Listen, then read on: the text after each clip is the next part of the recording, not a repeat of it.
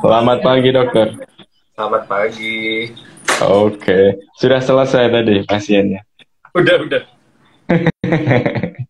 Gimana nih Mas Agus Eh, kabarnya? baik, baik, baik. Sangat Ini baik. suasananya Pas mati gini ya? lampu. Iya, ini kita di taman kita. Oh, Biasanya kan di dalam studio. Nah, ini kebetulan kita mati lampu. Terpaksa di taman. siap. Oke. Boleh disapa-sapa dulu, dokter, untuk Mams Edet yang sudah bergabung ini. Selamat pagi Mams Endet. Apa kabarnya? Hmm. Ketemu lagi sama saya nih. Nggak bosen-bosen diundang sama dunia parenting. Iya, ini. Dikangenin sama Mams Edet nih kalau dokter Andreas. Alhamdulillah. Jadi tadi sudah saya sampaikan ke Moms and Dad, Dok, terkait pembahasan kita pagi ini. Kalau kita mau bahas tentang mitos atau fakta, terkhususnya mengenai perkembangan anak. Karena beberapa kali kan, bukan beberapa, sering, meskipun mungkin sekarang udah agak jarang ya, tentang mitos-mitos yang dipakai sama orang tua itu. Waktu proses tumbuh dan kembangnya. Jadi kalau sebenarnya beberapa mungkin kalau saya sendiri nih, kalau saya sendiri bilang sebenarnya dulu itu ada mitos A, B, C, D itu kan sebenarnya untuk mencegah, untuk ngasih tahu ke orang tentang ini dan itu. Cuman karena bahasanya mungkin dulu belum ditemukan bahasa yang tepat atau ilmu medisnya belum ditemukan, makanya orang-orang dulu kan pakainya mitos untuk menjaga agar bayinya sehat, selamat, dan seterusnya. Dan orang tuanya juga tidak sembarangan membesarkan bayinya. Ya. Persoalannya adalah ketika mitos itu disalah artikan sebetulnya. Tapi kalau saya pribadi mengartikannya kan kayak begitu. Nah, hari ini kita bakal bahas lebih dalam. Mungkin bisa ditanggapin dulu, Dok. Kalau sebetulnya cara kalau mungkin kalau nggak dibahas secara medik kan nggak bisa membedain ini mitos atau enggak sih, ini benar atau enggak sih. Kalau secara pemahaman masyarakat sebaiknya memahami tentang mitos-mitos dan fakta terkait pertumbuhan dan perkembangan anak itu bagaimana? Ya, kalau mitos ya dicari dulu nih kebenarannya. Karena memang sebenarnya beberapa nggak mitos ya. Mungkin beberapa ilmu zaman dulu itu ada yang bisa dipakai sebenarnya. Tapi beberapa memang mitos nggak ada dasar. Nah, kalau memang mitos nggak ada dasar, nggak usah lagi dipakai. Dasarnya dari mana? Satu, bisa cari referensi dari mana ya? Kalau dari internet kadang beberapa yang nggak sesuai ya. Kadang katanya si mamah ini, katanya si mamah itu. Nggak boleh. Jadi harus kata memang jurnal yang pertama. Yang kedua kata buku. Yang ketiga kata ahli. Jadi sumbernya itu dari tiga ini baru boleh dibilang bahwa ini bukan mitos. Kalau misalnya terus-terusan pakai mitos ya lama-lama jadi anaknya anak mitos. Bukan anak yang real. Oke. Baik, berarti sesuai dengan tema kita hari ini. Maaf sedikit, mari kita bahas mulai dari mitos atau fakta yang pertama. Yang kayak ikut kuis apa miliuner itu. Tidaklah. Em, ini tadi ada beberapa pertanyaan yang masuk ke kita, Dok. Ini kita bahas dulu yang masuk kita sambil nanti data dari saya sendiri. Jadi, oke, ini yang pertama. Mitos atau fakta, pakai bantal isi beras atau kacang hijau bisa bikin kepala jadi agak peyang. Mitos. Mitos. Jadi kan aku nggak kebayang sih. Jadi itu ya kacang hijau atau apa di belakang itu enaknya kan bisa dibikin bubur kan dibanding jadiin bantal gitu. Jadi mendingan jadi MPASI dibandingin harus jadi bantal. Sebenarnya sama aja ya. Jadi memang posisi tidur anak itu memang harus pakai bantal. Tapi posisi bantal itu ngebuat posisinya begini. Jadi kepala itu agak bahasanya apa ya? Lehernya itu agak begini nih, lurus ya. Nah, gitu. Jadi nggak boleh posisi tidur itu kepalanya lebih tinggi. Oke. Tapi Kalau datar dengan syarat lehernya ini jadinya melengkung sedikit. Nah, itu yang paling benar nanti deh. Aku bagi ke Mas Agus biar di posting. oke, siap. Berarti mitos ya. Mitos. Oke. Kedua, mitos atau fakta saat menyusui, ketika ibu menyusui, pas posisi sakit, sakitnya bisa nular ke anak. Enggak, mitos juga. Jadi gimana itu yang benar tuh?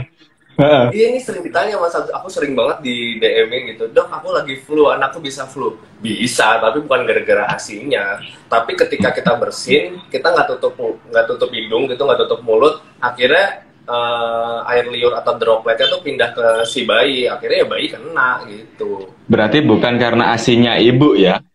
Bukan, kalau karena asinya Oke. ibu berarti semua penyakit bisa ditularkan lewat asi, sementara nggak bisa. Bahkan Oke, apa, asik. bayi-bayi HIV aja gitu yang ibunya Mhm. HIV itu boleh memberikan ASI kepada anaknya gitu, jadi nggak ada Oke. salahnya. Itu Oke. mitos. Oke. Oke, Mams, kalau misalkan ada pertanyaan bisa langsung disampaikan ya, nanti saya sambungkan. Ini kita bahas dulu yang dari kami dulu. Oke, yang ketiga, mitos atau fakta apabila bayi tidak dibedong, kaki bayi tidak bisa lurus. Mitos. Mitos nih, coba dibayangin ya Mas Agus, Hmm. kaki kita gitu diikat, dibedong sekuat-kuatnya gitu kan, terus yang anaknya kita mau gerak aktif, gara-gara kita bedong jadi nggak bisa gerak.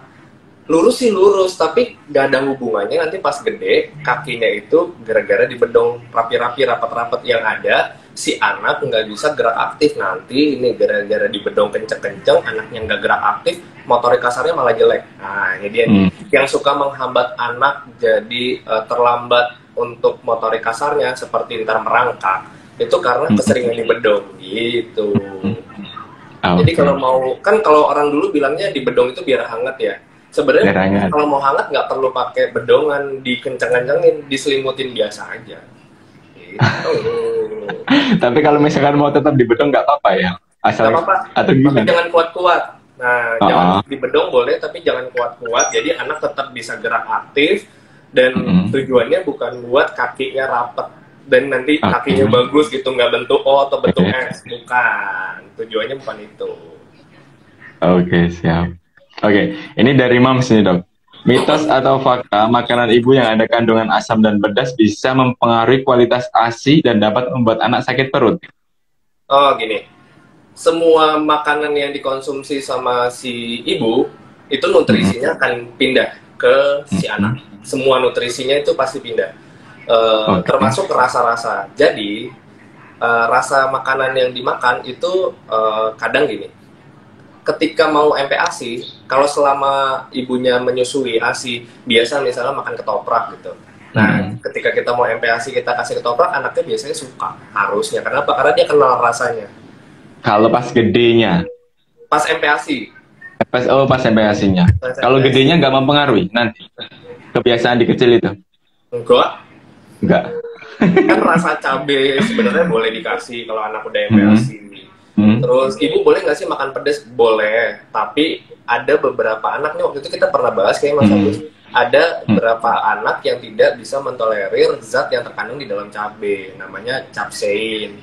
Tapi sebagian ada bisa yang mentoleransi, jadi boleh atau enggak lihat dulu. Nanti kalau kita makan cabai, si ibu makan cabai tiba-tiba anaknya diare, ya di stop, berarti anaknya nggak toleransi. Tapi kalau enggak, mas silakan dikasih. Oke, berarti tetap butuh kejelian dari ibunya sendiri ya soal makanan MPASI ya dok ya. Oke, tapi kita fokus kembali lagi ke mitos atau fakta. Siap. Kalau ibu diet, anak jadi ikut kurus gak dok? Oh iya. Iya. Kok bisa? Gimana? Nih, kan tadi aku barusan bilang, jadi kalau nutrisi yang dimakan sama ibu tidak baik, nggak lengkap ya, nggak seimbang. Jadi nutrisi yang masuk ke dalam tubuh anak lewat ASI itu juga nggak lengkap, otomatis nanti kenaikan berat badannya nggak sesuai target gitu. Jadi misalnya si mama mau dia rendah karbohidrat, nah jadi kalau rendah karbohidrat berarti ntar komposisi ASI-nya itu nggak selengkap yang ibu-ibu yang makannya dengan gizi seimbang. Jadi nanti si anak ya berat badannya jadi seret gitu. Jadi nggak usah diet-diet lah. Berarti kalau mau diet selesai ASI aja ya berarti? Atau iya, bener ya? Bener. Oh bener, pantesan ada artis yang dietnya setelah selesai ASI eksklusif. Bener. Bener. Jadi memang ASI itu si ibu harus makan banyak tanpa sadar ya. Ketika si ibu mengasihi dengan benar, itu turun loh berat badannya sebenarnya. Kenapa? Karena nutrisi sebagian diambil sama anak. Bener. Jadi kalau mau diet mengasihi. Nah, ini menarik dok. Ini agak agak agak lucu tapi perlu kita bahas ini. Ya, apa Um, nih? Bener, mitos atau fakta? Kalau anak sering ngemutin kaki bikin anak lama jalan. Enggak, mitos. Nih. Kan perhatiin aja nih. Ini semua bayi akan melewati fase ini. Jadi di saat anak sudah mulai kepala tegak, kalau kita posisikan duduk itu biasanya sekitar 5 atau 6 bulan. Itu kalau kita dudukin, dia itu selalu gini nih posisinya, mau bongkok. Terus biasanya mama-mama ketakutan katanya ntar tulang punggungnya patah. Nah itu mitos juga. Jadi tulang-tulang pada anak itu lebih elastis. Jadi kenapa banyak tulang rawannya masih. Nah kalau posisi begini tujuannya ngapain sih dia? Dia tuh ngelihat kakinya kan. Jarinya tuh gerak-gerak sendiri. Itu menarik buat dia. Dan dia mau makan. Terus gara-gara itu terus jadi lama jalan gak ada hubungannya. Ini mitos banget. Berarti kalau proses berjalan itu hubungannya dengan gerak motorik kan, bukan Gerak tentang motorik mood atau tidak di mood gitu. Bener, jadi memang gak ada hubungannya. Jadi kalau dia emang jalannya kan intinya prosesnya adalah dari duduk nanti ya merangkak, habis itu berdiri baru berjalan. Gitu. Jadi memang ada proses yang gak ada lebih lama. Kalau lebih lama berarti nutrisinya kurang, stimulasinya juga kurang gitu tergantung. Ya. Oke. Ini dari mana itu mitosnya? Tidak tahu. Hebat. Oke. Mitos atau fakta mata belean bisa sembuh dengan ditetesi ASI? Mitos. Kok bisa ya? Apa? Iya. Apa idenya zaman dulu itu? Ini bukan ASI doang, bahkan ada yang ditetesin air kencingnya si anak. Nah. Loh. Belean itu belek kan, belean iya, timbel itu kan. Oh. Terus seharusnya gimana dok kalau Jadi seharusnya kalau kenapa Mas Agus? Harusnya gimana itu kalau belean itu penanganan yang tepatnya? Kan normal sebenarnya belekan tuh normal pada anak. Kenapa?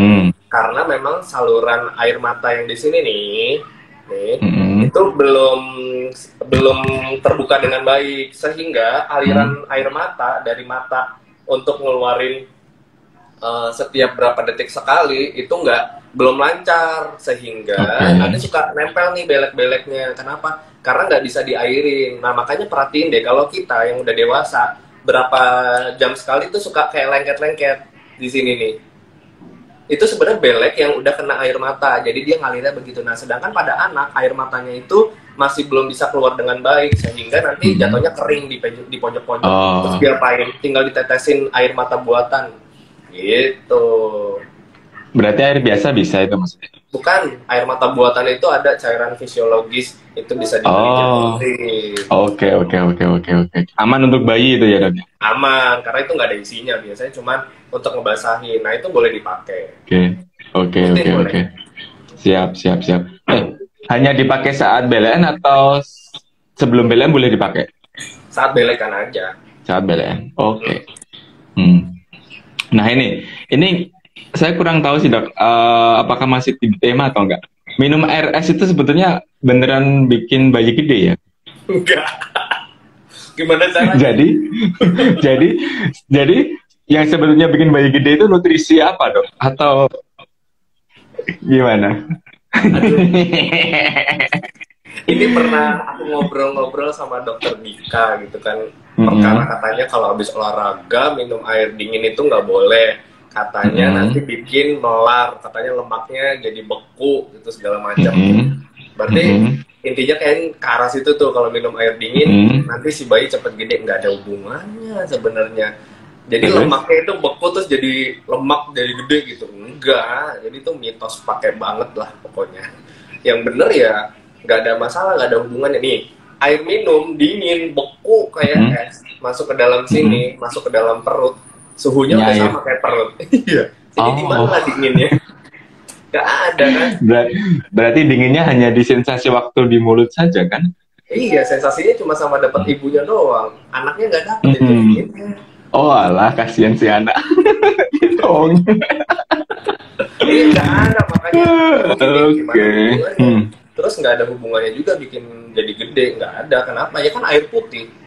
Kalau kalau yang minum ibunya susu ya mungkin kan jadi nutrisinya ibu bagus, jadi anaknya juga bisa bertumbuhnya baik. Oke. Berarti bukan karena air es atau air dingin ya? Bener. Oke, I see. Siap. Ini masih ada sangkut pautnya dengan yang tadi, cuman agak beda ini. Sama-sama konsumsi makan pedas, cuman apakah itu bakal susah jadi tumbuh rambutnya? Gak ada, itu mitos juga. Gak ada hubungannya lagi. Aduh. Ternyata mitos yang kita tahu ini hanya sedikit ya. Ternyata di daerah ini ada juga ya. Makanya. Gak ada. Jadi pertumbuhan rambut itu berdasarkan dari jumlah protein yang dimakan sama anak. Jadi yang biasanya bikin pertumbuhan sel itu protein. Jadi jumlah protein itu harus cukup. Nah, kan makanya kalau di kita tuh kalau gizi buruk dengan kurang protein biasanya nanti rambutnya kayak rambut jagung, coklat-coklat dan gampang rontok. Nah, jadi itu solusinya apa sebenarnya? Karena kekurangan protein. Jadi bukan karena tadi itu air-airan. Bukan karena makan pedas ya? Bukan makan pedas. Jadi kalau pedas terus nanti rontok-rontok, enggak gitu. Oke. Gini deh, ternyata dari awal tadi kita bahas ada beberapa mitos nih. Yang pertama mitos mengenai alat bantu kesehatan, maksudnya ya bedong, terus stroller dan lain-lain. Nah, juga tentang makanan-makanan. Nah, ini masuk lagi ke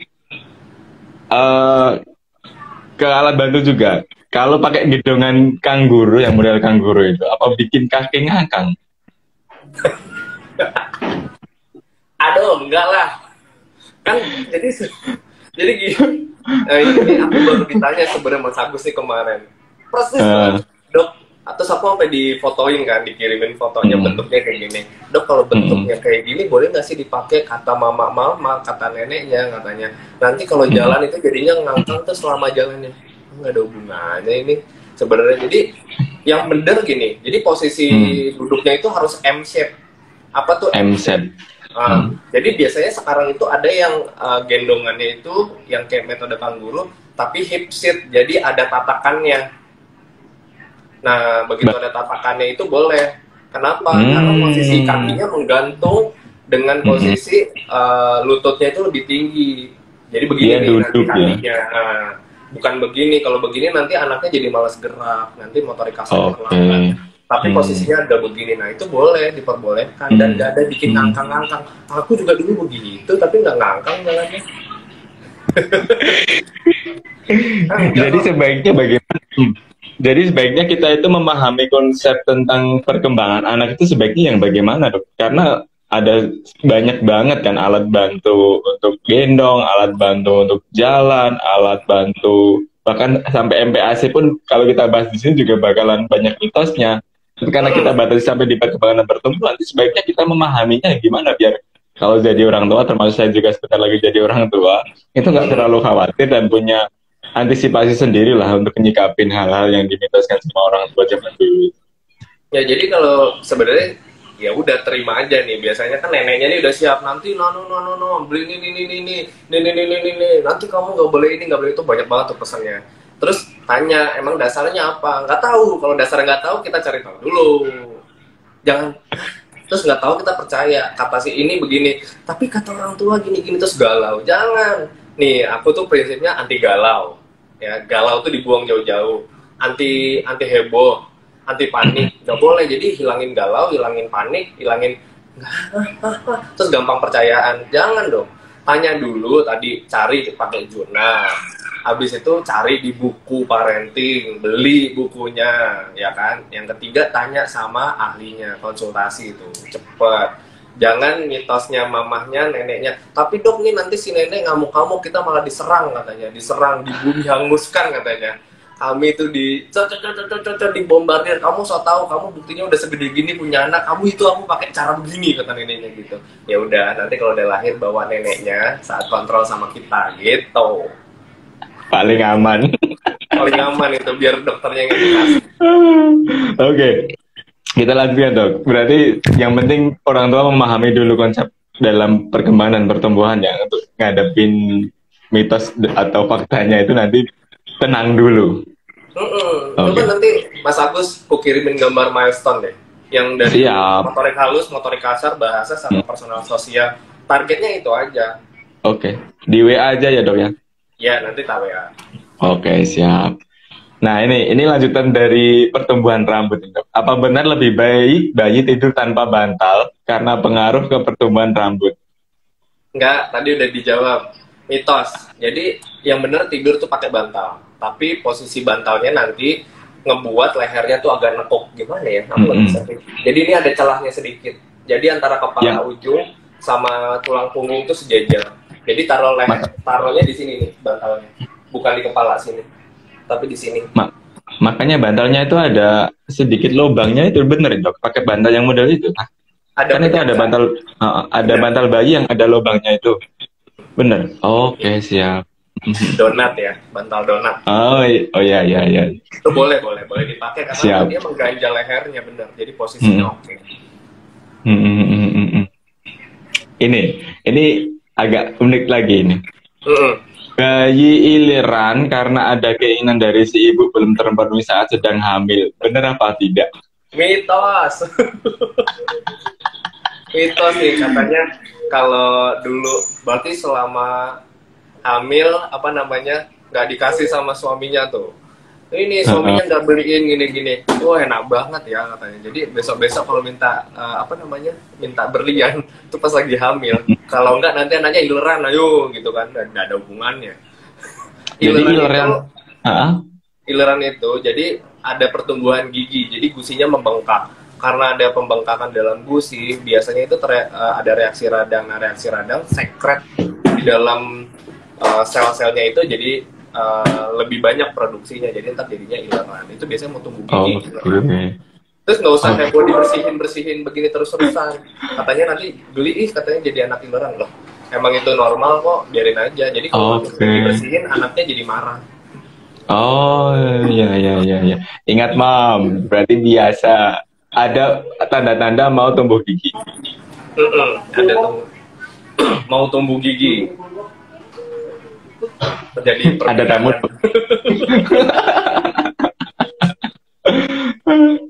Aduh.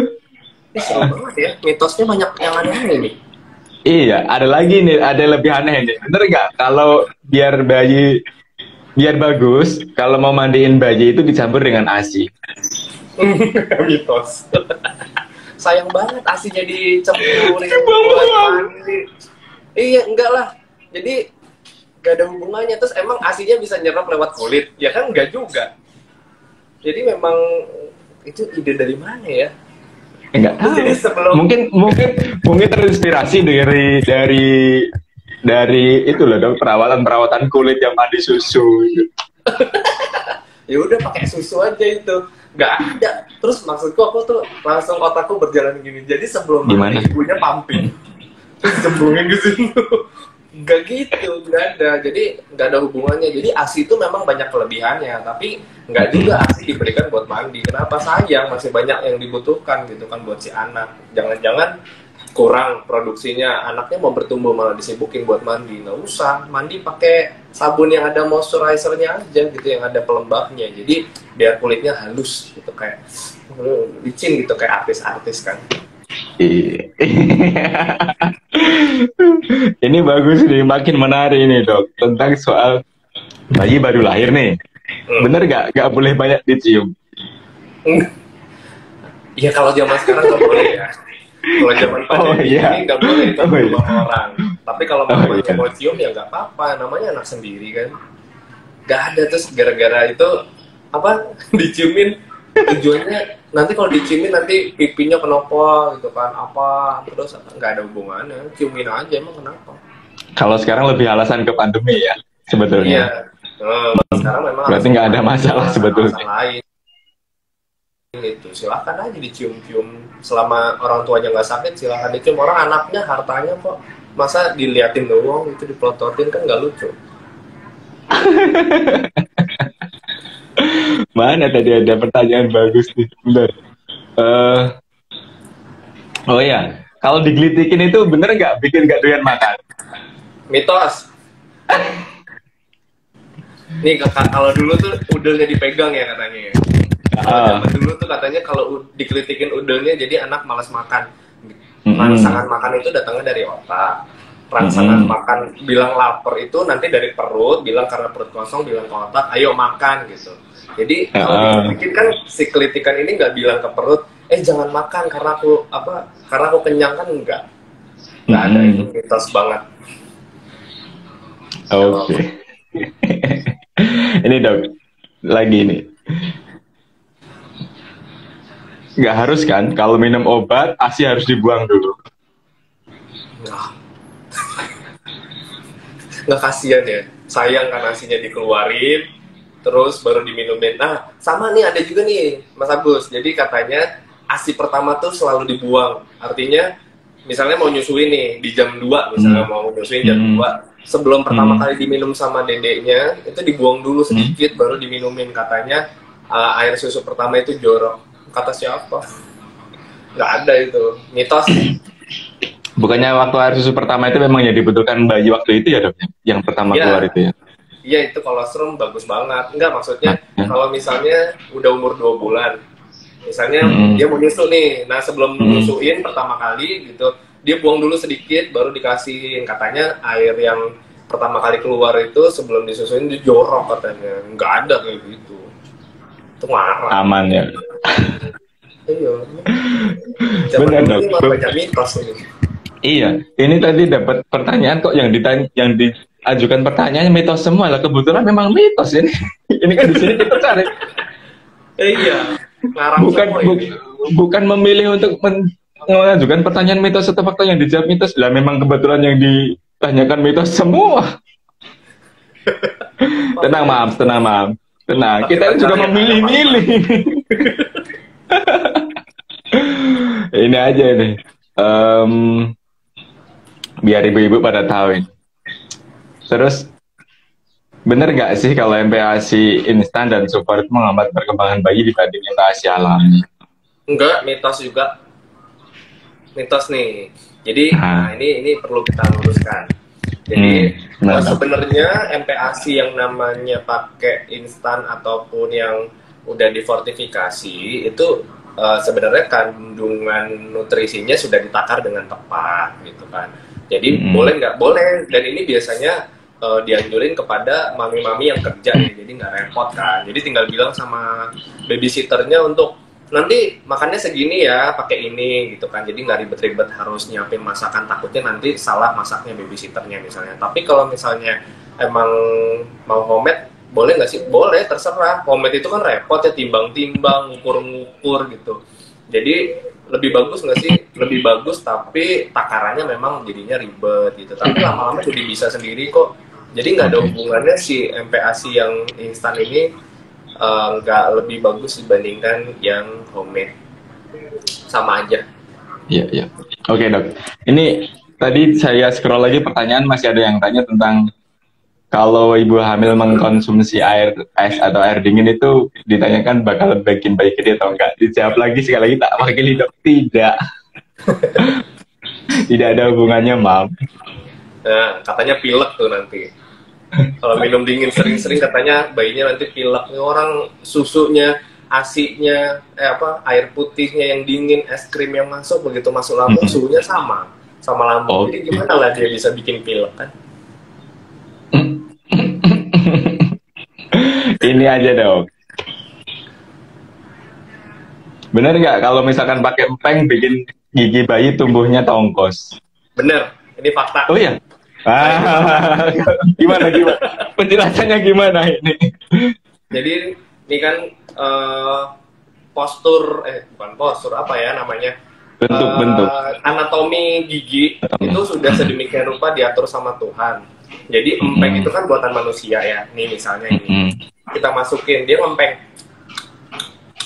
Jadi ngempeng itu kan ada benda yang masuk terlalu dalam, lebih besar dari puting, ya kan? Dan membuat si anak itu goyang-goyang mulut. Ya kan, gitu. Beda sama ASI. Kalau ASI kan gini. Kalau empeng kan di sini. Jadi di rahang depan, bukan di dalam. Nah, nanti giginya nanti tumbuhnya itu agak ke depan, rahangnya terdorong ke depan, ketarik. Kenapa? Karena posisi yang benar kan kalau perlekatan ASI kan gini ya, mulutnya mencucu, jadi masuk sampai ke dalam, sampai ke rahang atas. Nah, jadi gini. Nah, sedangkan kalau ngempeng tuh di sini, cuma di rahang, cuma di sini doang nih, di tempat gigi. Jadi nanti giginya lama-lama maju karena kedorong ke depan. Nah, itu jadi kalau Oke, jadi kalau misalkan pas pumping ngasihnya pakai dot atau gimana? Dot sama cup feeder. Cup feeder namanya. Oke, nanti bisa. Dot. Nanti giginya cup feeder ya. Cup feeder ya. Saya cara dulu dok nih. Saya butuh nih berarti juga. Cup feeder. Oke, berarti fakta ini. Kita menemukan fakta satu. Pakainya cup feeder, jangan pakai dot. Ini dulu. Biar kalau makan durian bener nggak bikin ASI panas itu? Enggak kan? Aduh. aku bisa sekarang saya bisa mulai menilai ini fakta atau mitos, saya sudah bisa menilai sekarang. Jadi gini, sebenarnya panasnya tuh gimana ya? Aku nggak paham nih maksudnya panas. Tapi yang perlu dicatat adalah durian itu mengandung alkohol. Nah, itu dulu. Oke. Durian mengandung alkohol. Yang rasain panas itu si mamahnya sebenarnya.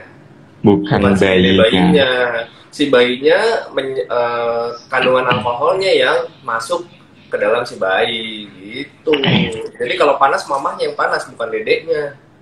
Jadi kalau makan Indomie panas-panas, srup gitu kan, dedeknya rasain panas sampai ke lewat ASI-nya. Enggak.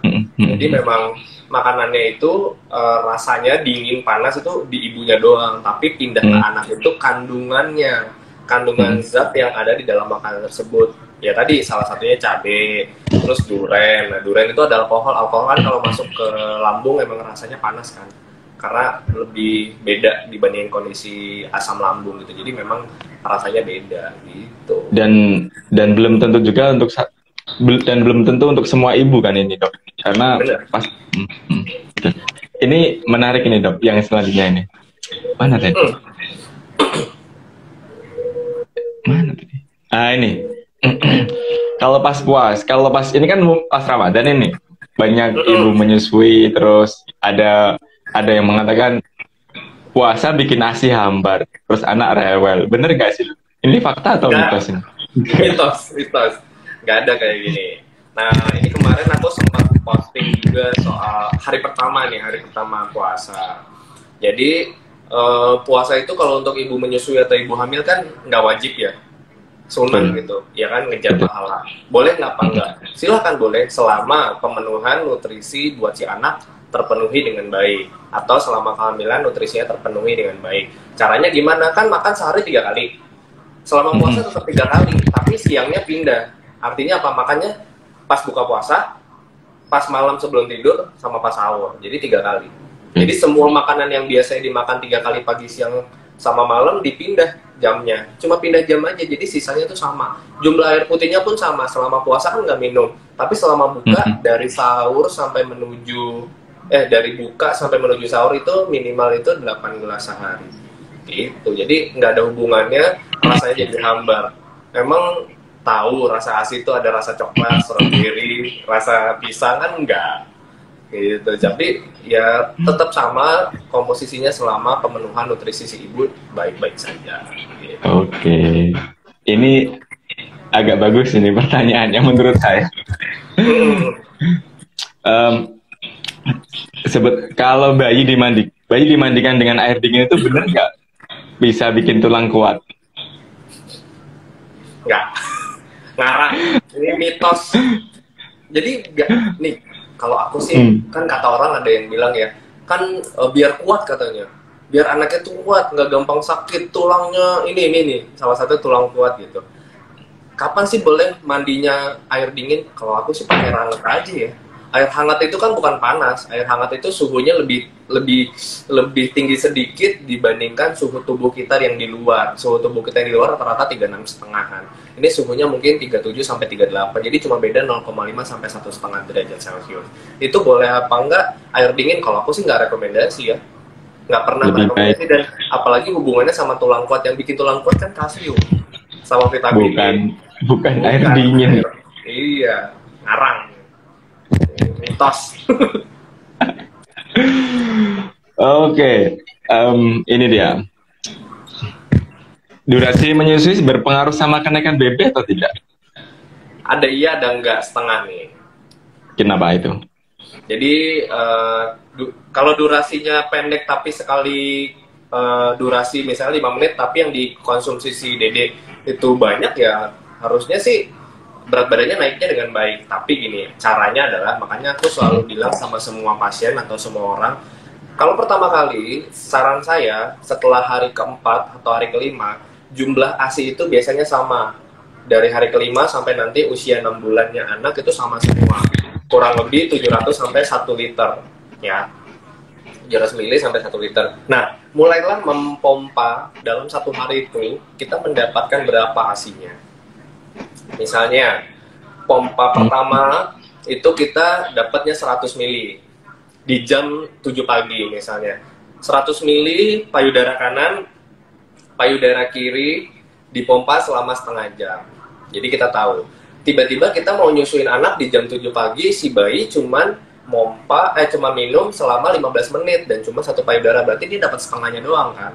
Nah, kita taruh. Nanti jam berapa, misalnya jam 9, ternyata kita pompanya jam 9 itu cuma dapat 70 ml 2 payudara, kan beda. Jadi nggak selalu sama ya produksi tiap jamnya itu. Jadi itu kenapa saya selalu bilang ayo dipompa. Tujuannya biar tahu 1 hari itu dan di jam berapa kita lagi menyusukan ke anak, kita tahu tuh jumlahnya berapa. Jadi kita bisa nakar kira-kira kebutuhan nutrisinya terpenuhi atau enggak gitu.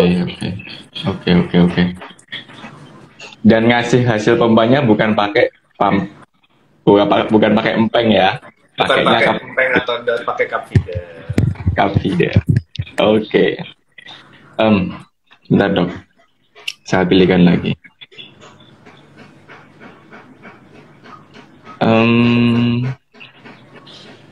Karena beberapa ini tanyanya di luar pertumbuhan anak dok.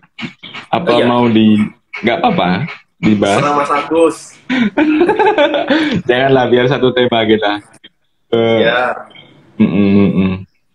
Oh ya, terkait menyusui tadi dok, saya hampir lupa. Sebaiknya kalau ibu menyusui itu kalau tidur itu boleh nggak sih? Atau katanya kan jangan sampai ketiduran ibunya kalau pas waktu menyusui, nanti khawatirnya terjadi hal-hal yang tidak diinginkan. Itu benar atau enggak? Iya benar. Jadi gini, ya? Maksudnya posisi tiduran sambil menyusui boleh. Kalau anaknya sudah semakin besar kan mereka sudah pinter ya, udah tahu gitu. Jadi anatomi juga makin bagus, jadi nggak gampang muntah kalau makin gede. Tapi yang nggak boleh tuh gini sebenarnya, nggak boleh menyusui atau mengasihi sampai anak tertidur pulas. Ya, jadi gitu. Bukan berarti nggak boleh sambil tiduran, boleh. Tapi yang nggak boleh itu sampai tertidur pulas. Kenapa? Nanti yang tertidur pulas itu dia nggak nyusu, tapi ngempeng. Jatuhnya si bayinya tuh cuma ngempeng doang karena udah ngantuk berat kan. Jadi dia cuma kayak ngemut puting ibunya. Nah, ini bisa kebiasaan ini dibawa sampai akhirnya nanti kayak dia punya ritual tidur. Nah, kalau dia punya ritual tidur, kan anak itu tidur itu seharusnya posisi memang tidur bukan karena nenen ya, dia memang tidur karena memang ngantuk gitu dan tidak ada ritual. Nah, dengan adanya menyusui sampai tertidur pulas ini, nanti dia punya ritual, nanti ini suka muncul masalah-masalah tidur di kemudian hari gitu. Oke. Jadi masalahnya di situ doang, Mas Agus. Oke. Berarti diusahakan tetap ibu dan dedeknya dalam kondisi terjaga ya.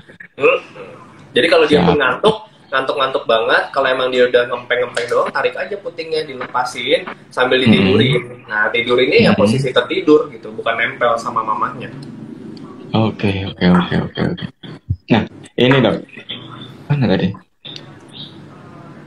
Kalau kidal itu berpengaruh dari refleks hariannya atau memang dari bawaan lahir sih dok? Karena kidal? Kan ini Kebon. Dia makan kan dede bayinya makanya pakai tangan kiri terus-terusan pakai tangan kiri, refleks mulu pakai tangan kiri. Nah, ini apakah nanti jadi kidal atau Iya bener. Iya, fakta. Jadi Hmm. penggunaan tangan kiri atau tangan kanan itu berdasarkan kebiasaan. Hmm. Jadi Tapi itu bisa. bisa diubah. Jadi gini, begitu kita tahu anak itu waktu bayi kan dia pasti ada yang lebih aktif ya tangannya ya.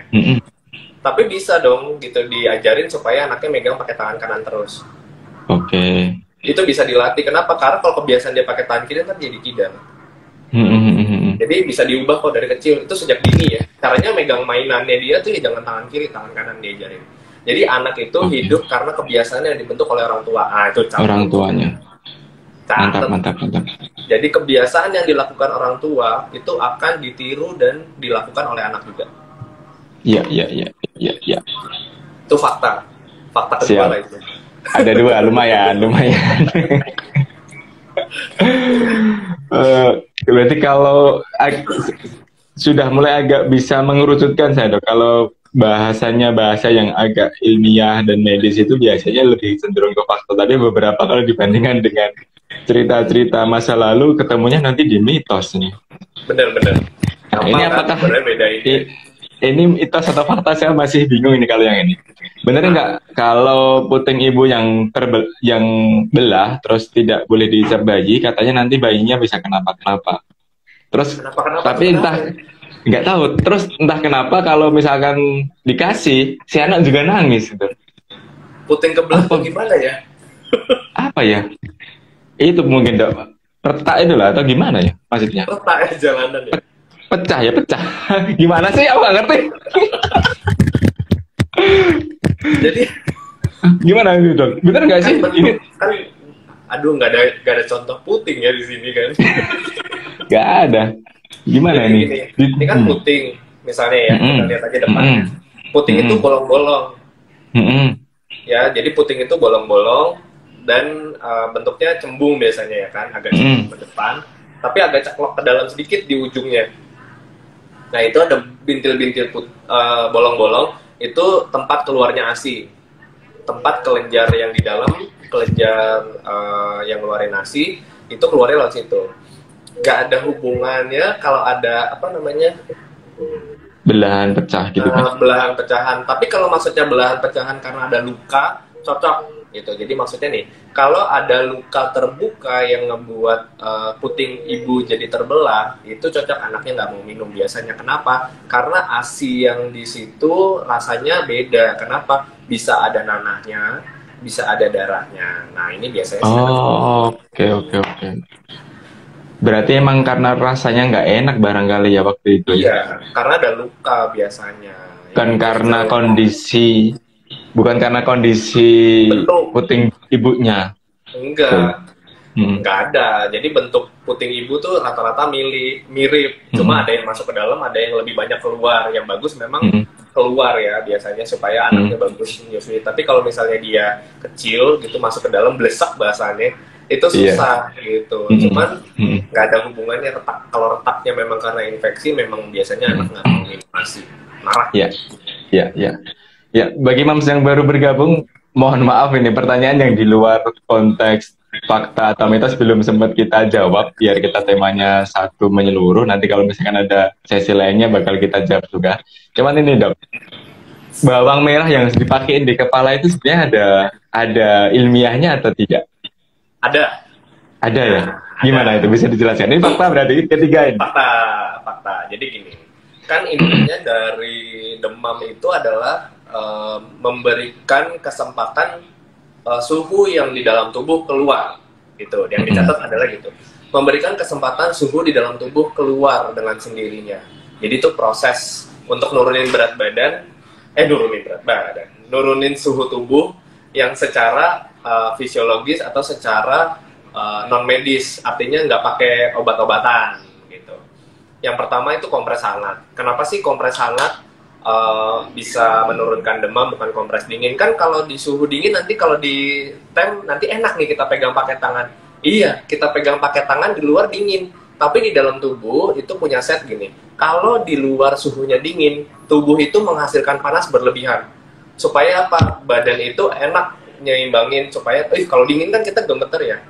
Ya kan? Itu tujuannya apa? Gemeter itu shaking itu untuk otot-otot itu bergerak. Kontraksi menghasilkan panas supaya kita nggak kedinginan, itu tujuannya. Nah kalau panas, kita harus kasih udara panas di luar, jadi kasih udara panas gitu, suhu yang panas supaya dalamnya dingin gitu. Caranya gimana? Ini, oh di luar panas gitu, otak bilang, oh di luar panas, kita turunin yuk suhunya. Gimana caranya? Jadi kan ini ditempelin daun bawang merah pakai minyak, ya kan, ditaruh di sini, dibalur-balur di badan itu. Jadi nanti pembuluh darahnya tuh terbuka. Pembuluh darah kulit yang di paling luar itu terbuka untuk ngeluarin panas dalam tubuh dan juga ngeluarin keringat. Nah, itu benar. Jadi itu benar. Asik. Fakta. Lumayan kita dapat 3. Iya, boleh, itu boleh banget. Oke. Dan namanya segitu. Kan nggak harus berarti kalau misalkan dibuat habis mandi buat baluran itu nggak apa-apa juga ya? Nggak masalah ya? Tapi kan bau ya. Oh, makanya ada minyak telon ya? Iya, makanya ada minyak-minyakan hangat itu. Kalau memang nggak iritasi silakan boleh dikasih. Tapi kalau bawang merah itu kan bau ya. Emang mau nyium bawang merah terusan ya? Kita bicara fitness dan fakta lagi. Bayi di bawah 1 tahun kalau dibawa keluar rumah pas pulang ada yang ikut. Ini kayaknya mitos. Ada yang ikut virus corona. Aduh, mams. Ini lucu banget, sumpah. Tapi lebih ke kepercayaan sih dok kalau yang ini dok. Kalau saya pribadi itu antisipasi. Yang ditempel di sini nih, yang di sini itu. Ada bawangnya. Aroma terapi itu dok. Gak ada itu mitos, nggak ada. Kalau aku sih nggak percaya gitu-gituan ya. Kenapa? Memang itu kepercayaan masing-masing ya. Tapi secara logika dan secara ilmiahnya nggak ada buktinya. Yang ada itu tuh virus emang. Jadi nggak boleh dibawa.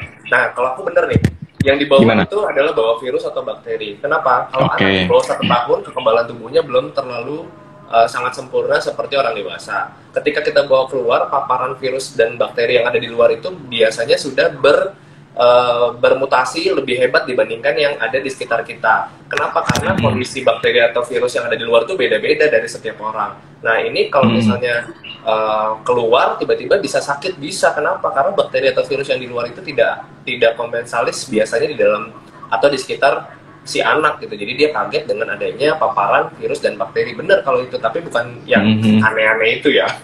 Yang ikut tuh bukan aneh-aneh, tapi beneran virus atau bakteri. Jadi saran, tidak usah dibawa kemana-mana di bawah usia 1 tahun. Anaknya aja nggak kenal, anaknya nggak ngerti dibawa kemana-mana.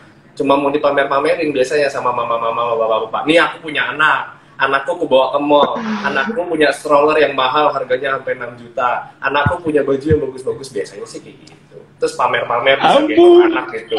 Jadi menurut aku bukan begitu. Kasihan nanti yang ada pas pulang itu jadinya sakit. Pamernya di rumah aja, pasang di Instagram. Aduh. Ini ada kaitannya dengan bawang merah tadi dok. Kalau tadi kan soal masuk angin nih. Kalau soal pilek, bener nggak kalau dikasih kunyit di bagian batang hidung sampai dahi sampai sini? Dari dahi sampai batang hidung dikasih, bener nggak? Enggak. Kunyit? Enggak. Harusnya apa itu kan? Bisa ngebuka ya katanya. Nggak bisa. Yang bener itu cuma ditetesin. Ada namanya obat yang mengandung namanya natrium klorida. Mengandung natrium klorida itu untuk ditetesin ke hidung, di dalam hidung supaya ngebuka namanya konka, di dalam tuh konka. Jadi yang membuka saluran hidung yang tersumbat. Jadi itu bisa dipakai. Tapi kalau kunyit kan nggak ada larutan natrium kloridanya. Jadi cuma wangi-wangian doang gitu, cuma panasnya aja. Itu kalau disedot nggak boleh.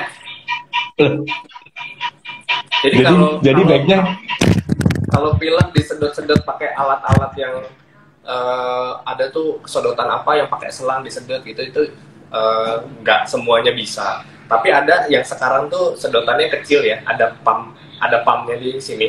Jadi begitu pump, jadi cuma di sini doang tuh boleh. Tapi bukan sedotnya sampai ke atas sini ya. Ada yang dipakai selang zaman dulu, itu nggak boleh. Tapi kalau disedot yang cuma di sini, jadi kayak kayak pipet gitu, itu boleh. Ada. Kalau yang nyedot orang tuanya? Nggak boleh. Nggak boleh juga? Nggak boleh. Dipencet gitu dong? Dimasukin itu gitu mamanya kan. Nggak boleh? Nggak boleh. Kalau gini? Jangan, jadi yang bagus itu bukan ditekan keluar, karena apa nanti iritasi kan kulitnya. Yang bener itu tadi ada suctionnya itu bentuknya kayak corong, tapi ada pumpnya di belakang, ada balonnya. Jadi itu biasanya ditaruh di ujung sini, dipompa, ditarik, itu bisa, boleh. Oke. Berarti ada beberapa alat yang tadi direkomendasikan sama dokter ya. Namanya bisa namanya pump apa gitu? Pangsen ya. Suction pump untuk ingus itu ada. Nanti kirimin juga deh fotonya. Oke, termasuk itu tadi dok. Apa ganti nyampeng tadi dok? Cup feeder. Cup feeder. Ya. Ada cup feeder, suction sama milestone ya. Ya siap, ditunggu nanti. Ya. Oke. Sebentar. Ini tadi udah ditanyakan. Ini aja dok, sebelum kita akhiri sesi kali ini.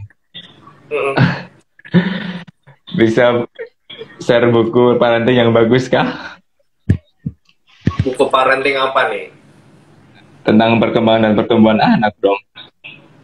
Banyak ya. Jadi kalau yang ngeluarin buku nih, saran. Kalau mau beli buku parenting, pilihlah dari yang jelas ahlinya. Kalau saya, jadi bukan mendiskriminate orang-orang tertentu. Jadi gini, ada ibu-ibu yang punya pengalaman, ya. Ini juga ada psikologi yang punya pengalaman tentang parenting, ya kan, benar. Nggak salah. Jadi gini, kalau mau beli buku psikologi parenting boleh. Tapi yang diambil berarti semua psikologinya. Itu tepat. Tapi kalau ngambil buku parenting tentang MPASI dari orang yang ditulis sama psikologi pasti nggak ketemu. Jadi gitu. Sarannya selalu pilih dari ahli yang memang tepat dan memang sesuai. Jangan nanti ahli teknik mesin bikin buku parenting diikutin. Itu berdasarkan sebagian besar kalau menurut aku ya pengalaman. Gitu. Jadi lebih baik memang dari ahlinya. Kayak misalnya buku parenting MPASI itu ada bukunya Dr. Meta. Bukunya Dr. Meta ini sudah mega bestseller, ini keren. Cuman beberapa mama-mama nih salah mengaprahkan beberapa isinya. Jadi aku kadang mau ngelurusin bahwa mungkin di situ kan ditulis garam secukupnya, gula secukupnya, itu salah satunya. Bukan berarti nggak dikasih garam, atau ditulisnya kadang karena garam jika perlu. Jadi yang penting di situ maksudnya adalah makanan itu harus rasanya cukup enak, bukan hambar gitu. Itu. Jadi kadang-kadang. Tapi buku parenting MPASI itu bagus banget. Buku parenting kedua itu ada buku Dr. Apin tuh. Jadi itu salah satu yang ngatasin demam, penyakit segala macam, berteman dengan demam. Itu bukunya Dr. Apin juga bagus. Terus buku parenting berikutnya itu ada buku emergensinya, buku Dr. Kurniawan Kadafi. Itu hal-hal yang emergensi yang perlu diatasi dan juga penanganannya, tips-tipsnya ada. Itu carinya di Gramedia juga ada. Terus yang terakhir nanti bukuku. Iya. Sudah terbit belum sih akhirnya dok? Sudah selesai. Yang parentingku baru yang buku edukasi. Jadi buku edukasi ini sebenarnya buku edukasi untuk mamanya sama anaknya. Didiknya. Anaknya itu untuk stimulasi berbicara sama motorik halus. Kalau untuk mamanya jadi beneran tahu tentang kesehatan. Jadi ini bisa dibeli. Di situ kan tulisannya 3+ ya, tapi bisa dibeli di bawah usia 1 tahun untuk ngajarin warna-warna dan juga karakter-karakter dan juga berbahasa sih itu.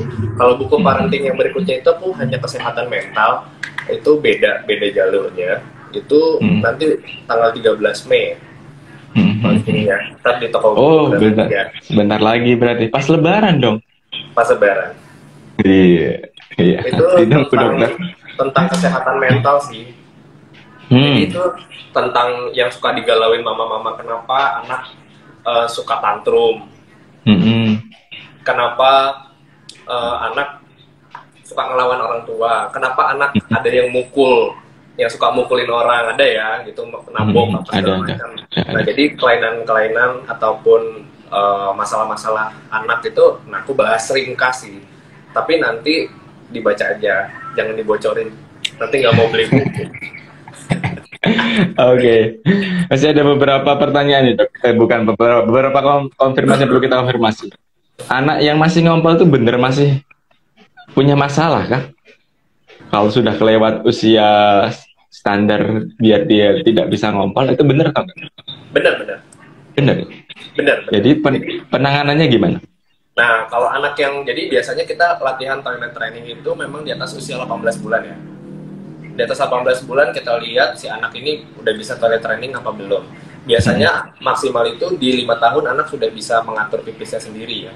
Artinya di 5 tahun itu anak udah nggak ngompol lagi. Nah, kalau ada ngompol ini, ada masalah, itu dicari tahu, datang ke dokter anak, masalahnya banyak banget, dari mulai infeksi saluran kencing, atau ada masalah batu, atau ada masalah psikologis, itu juga bisa dicari, atau masalah gula, itu juga bisa tanda-tandanya. Jadi dievaluasi lagi deh, itu penyebabnya apa, karena banyak banget. Jadi toilet training harusnya berhasil selalu sama siapapun, anak manapun, cuma mulainya beda, lamanya toilet training beda, tapi biasanya di atas 5 tahun harusnya anak sudah bisa toilet training dengan baik dan lulus toilet training tanpa harus ngompol gitu. Oke. Dua pertanyaan terakhir dok. Ngasuh anak kedua itu lebih susah daripada anak pertama, dan kakak biasanya selalu cemburu dengan adiknya. Ya, fakta ya. Fakta. Jadi ini namanya sibling rivalry ya. Kadang kalau jarak anak terlalu dekat, biasanya memang terjadi sibling rivalry itu. Jadi kayak dia tuh cemburu karena ada hadirnya sosok baru yang menjadi pusat perhatian orang tua selain dirinya. Nah, ini harus pintar-pintarnya orang tua untuk membuat si adik nggak sibling ke kakaknya, kakak juga nggak sibling ke adiknya. Jadi nggak ngerasa satu sama lain dialihkan perhatiannya atau dikurangi. Nah, ini beneran iya banyak. Nah, ini kasus-kasus kayak gini biasanya karena si orang tua memang memusatkan perhatiannya kepada salah satu pihak. Misalnya si kakak diperhatikan sama bapaknya aja, si adik diperhatikan sama mamanya. Jadi saling sibling satu sama lain. Nah, ini nggak boleh. Jadi biasanya memang anak kedua lebih susah, iya, karena pengalaman anak pertama nggak tahu apa-apa, jadi nothing tulus. Anak kedua kebanyakan tahu, jadi malah ketakutan sendiri. Jadi stres sendiri, padahal nggak perlu. Jadi faktanya lebih sulit, iya, karena mereka punya pembanding kakaknya. Nah, sebenarnya yang bagus pembandingnya ini jangan jadi panik, jangan jadi galau, jangan jadi stres, tapi justru pemacu untuk lebih baik lagi, cari tahu lagi apa yang dulu kurang, diperbaiki supaya lebih keren lagi anak kedua, gitu. Mantap. Terakhir dok, alat bantu jalan itu yang pakai mainan itu, apakah benar malah bikin susah jalan? Baby walker ya? Baby walker itu nggak boleh dipakai, jadi itu fakta. Jadi menghambat anak untuk mudah berjalan. Mending ditetah ya? Mending dititah atau pakai push walker namanya. Oke. Berarti ada 5 hal. Gitu. Kenapa? Ada 5 kita ya. Jadi kenapa sih bisa begitu? Jadi kalau baby walker kan begini, digantung. Jadi posisi kaki itu nggak menjadi tumpuan. Yang jadi tumpuan itu pantatnya, ngegantung di tatakan baby walkernya. Otomatis kakinya tidak bergerak sangat aktif loh. Tapi dia geraknya pakai kaki kok dok, bawahnya. Iya, dia bergeraknya pakai kaki. Tapi ingat, baby walker punya roda, geser-geser sedikit pakai badannya aja udah gerak. Jadi itu hati-hati. Kenapa? Jadi anaknya jadi malah jalan. Kenapa? Gerakannya itu bukan dari tumpuannya di kaki, tapi dari panggul. Nah, panggulnya juga nggak kuat karena dia taruh aja duduk gitu. Duduk, terus kayak dia gerak-gerak pakai kursi roda juga bisa gitu kan. Nah, jadi sama nih baby walker itu kayak orang duduk di kursi roda, jadi nggak ada tenaga. Itu nggak boleh. Dan nggak boleh dititah atau pakai push walker kalau anak belum bisa berdiri. Syaratnya berdiri dulu ya? Berdiri dulu 3 detik, silahkan dititah atau pakai push walker. Oke, dokter. Baik, Mas Ded. Mohon maaf. Hari ini kita menemukan paling nggak kita dapat 5 fakta yang bisa kita ketahui dan banyak sekali mitos yang kita bahas juga. Prinsipnya kalau secara pribadi akhirnya saya bisa memilah dan memisahkan mana fakta mana mitos. paling nggak dari narasi yang ditanyakan itu kalau memang berbaunya dari cerita masa lalu, biasanya memang di mitos. Tapi kalau ada kaitannya dengan medis, itu biasa lebih dekat ke fakta. Meskipun tadi soal ada satu baluran kunyit di batang hidung sampai ke dahi untuk mengobati pilek itu ternyata kurang tepat karena lebih lebih tepatnya pakai disedot pakai Tetesin. alat. Mm-mm. Atau Gitu. ditetesin. Atau ditetes dengan obat gitu. Mungkin dokter ada pesan terakhir, bukan pesan terakhir sih kayak apa aja. Jadi kalau kalau benar nggak ada kalau apa yang saya rangkum sedikit tadi tentang mitos atau fakta dan bagaimana sebetulnya kita sebagai orang tua nanti untuk ngadepin anak, gedein anak kita biar nggak dibesarkan berdasarkan mitos tapi dibesarkan berdasarkan ilmu pengetahuan terkini. Bener-bener. Kesimpulan Mas Agus bener banget. Jadi kadang kalau memang dari cerita, kadang bahasanya itu sebenarnya kita udah bisa nerima bahwa ini nggak masuk di akal. Tapi kadang jadi orang tua ini susah-susah gampang. Jadi otaknya kadang beku tiba-tiba. Ngerasa bahwa apa yang diucapkan itu, padahal kelihatan kalau sekilas kita udah lewat nih masa-masa sulit mengasuh anak itu. Ya ampun kayak ginian aja kok saya percaya ya gitu. Kok aku percaya kayak ginian ya. Itu kadang ketawa sendiri gitu. Ternyata bahasa-bahasa mitos itu benar sangat amat gampang untuk dibedakan dengan yang fakta. Kenapa? Karena basisnya itu kata orang dulu, kata nenekku, terus mulai aneh-aneh udah kayak ke dunia maya, ke dunia lain, ke dunia mana gitu, udah nggak masuk akal, nggak ada korelasinya, biasanya memang mitos. Nah, untuk mengatasinya adalah mitos-mitos ini kan dibawa dari orang tua zaman dulu. Bawa yuk gitu, sebelum misalnya nih kontrol ke dokter kandungan, ke dokter anak itu bawa nenek kakeknya supaya apa nggak lagi ngotot soal mitos yang dulu karena apa basis ilmiahnya nggak ada, background dari ilmiahnya nggak ada loh yang lebih baik, ada loh yang lebih tepat, ada loh yang benar dengan alasan yang memang berdasarkan uh, penelitian, berdasarkan ahlinya atau berdasarkan buku gitu. Baik, baik, baik. Dokter, saya kira waktunya kita cukupkan sekian dulu. Terima kasih atas waktunya. Dan Moms and Dad, mohon maaf kalau ada pertanyaan yang belum sempat kejawab, termasuk pertanyaan yang mungkin di tema atau di luar tema. Kalau di tema ada yang kelewat, mohon maaf. Kalau yang di luar tema, memang kita sengaja nggak jawab. Jadi mohon dimaklumi. Terima kasih Mas Agus, terima kasih. Sama-sama. Sampai jumpa di sesi belajar bareng Dokter Andrea selanjutnya. Saya Terima kasih. kasih. Wassalamualaikum. Waalaikumsalam warahmatullahi wabarakatuh.